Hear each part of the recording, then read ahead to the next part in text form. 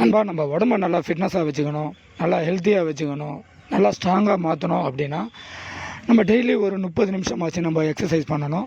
So இந்த எக்ஸசைஸ்லாம் பண்ணதுக்கு முன்னாடி நம்ம வந்து ஒரு கிலோமீட்டர் ஆச்சு நம்ம வந்து ரன்னிங் பண்ணோம் அப்படின்னா நம்மளுக்கு எந்த ஒரு எக்ஸசைஸ் பண்ணாலும் அதுக்கான முழு பலனும் நம்மளுக்கு கிடச்சிரும். ஸோ எந்த ஒரு எக்ஸசைஸ் பண்ணுறதுக்கு முன்னாடியும் ரன்னிங் ட்ரை பண்ணுங்கள்.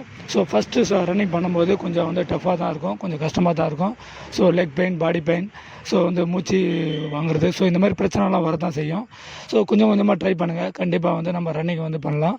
ஸோ ரன்னிங் முடிச்சதும் ஸோ இந்த மாதிரி வந்து நம்ம லெக் பவரை இன்க்ரீஸ் பண்ணுற மாதிரி நம்ம ஒரு சில எக்ஸசைஸ்லாம் நம்ம ட்ரை பண்ணோம். ஸோ நீங்கள் எந்த ஒரு எக்ஸசைஸ் பண்ணாலும் ஒரு 15 ரெப்ஸ் கண்டிப்பாக வந்து ட்ரை பண்ணோம். ஸோ அப்போ தான் வந்து நம்மளுக்கு முழு பெனிஃபிட்டும் வந்து கிடைக்கும். அதுக்கப்புறம் பார்த்திங்கன்னா நீங்கள் வந்து ஒவ்வொரு செட் முடிச்சதுக்கப்புறமும் ஒரு 10 செகண்ட் ரிலாக்ஸ் பண்ணிவிட்டு திரும்ப வந்து ஒரு செட் ட்ரை பண்ணுவோங்க. ஸோ மொத்தமாக 3 செட் ட்ரை